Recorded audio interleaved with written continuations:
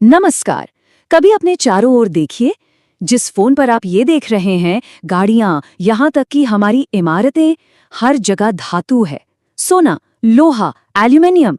पर सवाल ये है कि ये चमकदार और मजबूत धातुएं आखिर आती कहाँ से हैं? सच तो ये है कि ये चट्टानों और मिट्टी में छिपे हुए खजाने हैं, और इन्हें पत्थर से निकालकर इनके शुद्ध रूप में लाना ये किसी जादू से कम नहीं है। इसी जादुई विज्ञान को हम कहते हैं धातुकर्म या मेटलर्जी। तो चलिए इस कमाल के सफर पर निकलते हैं। सबसे पहले हम धरती के अंदर छिपे खजाने को समझेंगे। फिर देखेंगे कि अयस्क की पहली छंटाई कैसे होती है। उसके बाद सबसे रोमांचक हिस्सा, धातु को अलग कैसे किया जाता है, फिर उसे अंतिम चमक कैसे दी जाती है, और आखिर में हम बात करेंगे धातुकर्म के एक ऐसे चमत्कार की जो आज भी वैज्ञानिकों को हैरान करता है। देखिए, सबसे पहली बात तो ये समझनी होगी कि जमीन के अंदर धातुएं हमें सोने की ईंटों की तरह पड़ी हुई नहीं मिलती। असल में वो अकेली होती ही नहीं है। ज्यादातर धातुएं पृथ्वी की ऊपरी परत में दूसरे तत्वों के साथ मिलकर एक केमिकल बंधन में जकड़ी होती हैं। इन्हीं प्राकृतिक कंपाउंड्स को हम कहते हैं खनिज यानी मिनरल्स। अब सोचिए, आपको बहुत सारे पत्थर मिलते हैं, लेकिन सोना तो सिर्फ कुछ ही में होता है ना? ठीक वैसे ही हर खनिज हमारे काम का नहीं होता। जिस खनिज से धातु निकालना हमारे लिए आसान भी हो और फायदेमंद भी, सिर्फ उसी खास खनिज को हम अयस्क या ओर कहते हैं। तो ये बात याद रखिएगा, सभी अयस्क खनिज तो होते हैं, पर सभी खनिज अयस्क नहीं होते। तो ठीक है, हमें हमारा कीमती अयस्क मिल गया है, लेकिन ये अभी भी मिट्टी, रेत और कंकड़ पत्थरों से भरा हुआ है। तो हमारे सफर का पहला पड़ाव है इसकी अच्छी तरह से सफाई करना। खदान से जब अयस्क निकलता है तो उसमें बहुत सारी फालतू चीजें मिली होती हैं, जैसे मिट्टी, रेत, पत्थर। इन अशुद्धियों को, मजेदार बात यह है कि वैज्ञानिक गैंग कहते हैं, और इस गैंग को अयस्क से हटाने की प्रक्रिया ही सांद्रण कहलाती है। ये बिल्कुल वैसा ही है जैसे हम खाना पकाने से पहले चावल में से कंकड़ पत्थर चुनकर बाहर निकाल देते हैं। चलिए, हमारा अयस्क अब एकदम साफ हो चुका है। अब हम इस प्रक्रिया के सबसे अहम और कह सकते हैं सबसे जादुई हिस्से में पहुंच गए हैं। वो पल जब हम अयस्क के अंदर से धातु को आखिरकार आजाद करवाएंगे। अब देखिए, यहाँ से चीजें बहुत दिलचस्प हो जाती हैं। हर धातु को निकालने का तरीका एक जैसा नहीं होता। ये पूरी तरह इस बात पर निर्भर करता है कि वो धातु कितनी रिएक्टिव है, मतलब कितनी आसानी से केमिकल रिएक्शन करती है। इस फ्लोचार्ट को देखिए जरा। ये हमें 3 अलग-अलग रास्ते दिखा रहा है। सबसे ऊपर है हाई रिएक्टिविटी वाली धातुएं, जिन्हें अलग करना सबसे मुश्किल है। बीच में है मीडियम रिएक्टिविटी वाली धातुएं, और सबसे नीचे हैं लो रिएक्टिविटी वाली धातुएं, जिन्हें आजाद करना सबसे आसान काम है। चलिए इन तीनों रास्तों को एक-एक करके समझते हैं। तो जैसा हमने देखा, सारा खेल अभिक्रियाशीलता यानी रिएक्टिविटी का है। एक तरफ है बिजली की तरह तेज रिएक्ट करने वाली धातुएं, बीच में है लोहा और जिंक जैसी काम की धातुएं, और सबसे नीचे हैं सोने चांदी जैसी शांत धातुएं। तो चलिए सबसे पहले सबसे मुश्किल केस से ही शुरू करते हैं। जो धातुएं सबसे ज्यादा रिएक्टिव होती हैं, जैसे सोडियम या कैल्शियम, वो अपने कंपाउंड से बहुत मजबूती से चिपकी होती हैं। उन्हें आप सिर्फ गर्मी देकर अलग नहीं कर सकते। इनके मजबूत बंधन को तोड़ने के लिए हमें बिजली का एक जोरदार झटका देना पड़ता है, और इसी शक्तिशाली प्रक्रिया को कहते हैं विद्युत अपघटन यानी इलेक्ट्रोलाइसिस, जहां बिजली का करंट इन बंधनों को तोड़कर धातु को आजाद करता है। अब बात करते हैं बीच वाली धातुओं की, जैसे लोहा या जिंक। इनकी कहानी में 2 मेन स्टेप्स हैं। पहला स्टेप, हम अयस्क को उसके ऑक्साइड रूप में बदलते हैं, और दूसरा स्टेप, फिर उस ऑक्साइड में से ऑक्सीजन को निकालकर शुद्ध धातु हासिल करते हैं। बस 2 आसान स्टेप्स।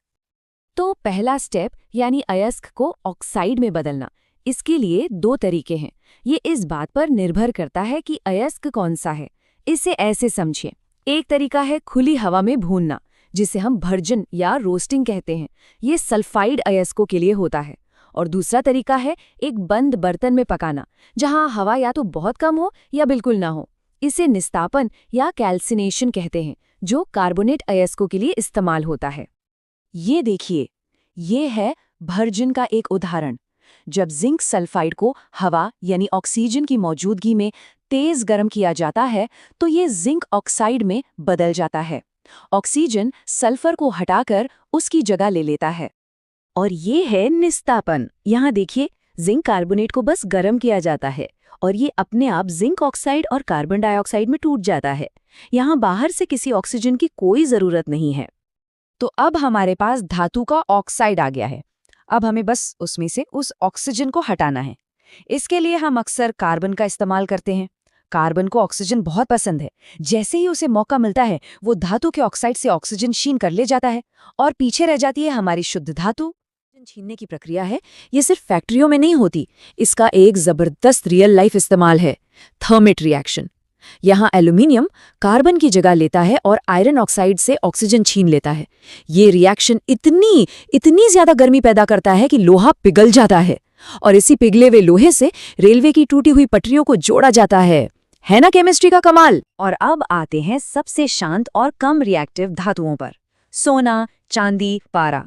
क्योंकि ये बहुत कम रिएक्ट करते हैं, इसलिए इन्हें इनके अयस्क से आज़ाद करना तो जैसे बच्चों का खेल है। अक्सर तो इन्हें सिर्फ गर्म करने से ही हमें शुद्ध धातु मिल जाती है। पारे का अयस्क सिनेबार इसका एक बेहतरीन उदाहरण है। जब इसे हवा में गर्म करते हैं तो ये पहले मर्क्यूरिक ऑक्साइड बनता है और फिर जब इसे और ज्यादा गर्म किया जाता है तो ऑक्साइड बस टूट जाता है और हमें मिलता है शुद्ध तरल पारा यानी मर्क्यूरी। तो ठीक है, हमें धातु मिल गई है, लेकिन ये अभी भी 100% शुद्ध नहीं है। इसमें अभी भी बहुत छोटी छोटी अशुद्धियां बाकी हैं। तो हमारे इस लंबे सफर का जो अंतिम पड़ाव है वो है इस धातु को अंतिम चमक देना, जिसे कहते हैं परिष्करण या रिफाइनिंग। ये हमारी यात्रा का ग्रैंड फिनाले है, जहां हम धातु को लगभग 99.9% शुद्ध बनाते हैं। और इसके लिए सबसे आम तरीका है विद्युत अपघटनी परिष्करण। इसमें हम फिर से बिजली का इस्तेमाल करते हैं, जो एक जादू की तरह काम करती है। वो सिर्फ और सिर्फ शुद्ध धातु के कणों को एक जगह से दूसरी जगह ले जाती है और सारी अशुद्धियां पीछे छूट जाती हैं। तो इतनी मेहनत के बाद हमारे पास है एकदम शुद्ध चमचमाती हुई धातु। लेकिन कहानी यहाँ खत्म नहीं होती। अब एक नई लड़ाई शुरू होती है, इससे बचाने की लड़ाई, क्योंकि प्रकृति इन धातुओं को वापस उसी अयस्क वाले रूप में ले जाना चाहती है। और इसी प्रक्रिया को हम कहते हैं संक्षारण या आम भाषा में जंग लगना। कभी सोचा है कि लोहे जैसे मजबूत चीज भी हवा और पानी के सामने कैसे हार मान लेती है? वो धीरे धीरे कमजोर होकर खाक में क्यों बदलने लगती है? आखिर ये जंग है क्या भला? इस क्लासिक एक्सपेरिमेंट में इसका जवाब छुपा है। पहली टेस्ट ट्यूब में कील पानी और हवा दोनों के संपर्क में है और उसमें जंग लग गया। दूसरी में पानी तो है, पर ऊपर तेल की परत हवा को अंदर आने से रोक रही है। नतीजा, कोई जंग नहीं। और तीसरी में हवा तो है, पर नमी सोखने वाला पदार्थ रखा है। यहाँ भी कोई जंग नहीं। तो इससे साफ है कि जंग का एक ही दुश्मन है, और वो है हवा और पानी, जब दोनों एक साथ हों। लेकिन क्या हम जंग को हमेशा के लिए रोक सकते हैं? ये कोई नया सवाल नहीं है। जरा दिल्ली के इस लौह स्तंभ को देखिए। इसे आज से 1600 साल पहले बनाया गया था। ये सदियों से बारिश, धूप और हवा में खड़ा है, फिर भी इस पर जंग का नामो निशान तक नहीं है। ये कैसे मुमकिन है? आज के वैज्ञानिक मानते हैं कि उस समय के कारीगरों ने इसे बनाते समय इसमें फास्फोरस की मात्रा थोड़ी ज्यादा रखी थी, जिसने इसके ऊपर एक अदृश्य सुरक्षा कवच बना दिया। ये प्राचीन भारतीय धातुकर्म का एक जीता जागता चमत्कार है। ये स्तंभ हमें सोचने पर मजबूर करता है। आज से 1600 साल पहले बिना किसी मॉडर्न टेक्नोलॉजी के हमारे पूर्वजों ने जंग को हराने का तरीका खोज लिया था। ये हमें याद दिलाता है कि एक पत्थर के टुकड़े को शुद्ध धातु में बदलने का ये सफर सिर्फ एक वैज्ञानिक प्रक्रिया नहीं, बल्कि इंसान के ज्ञान, कला और अनुभव की कहानी है। और शायद भविष्य की कुछ सबसे बड़ी चुनौतियों के जवाब हमारे शानदार अतीत में ही छिपे हैं।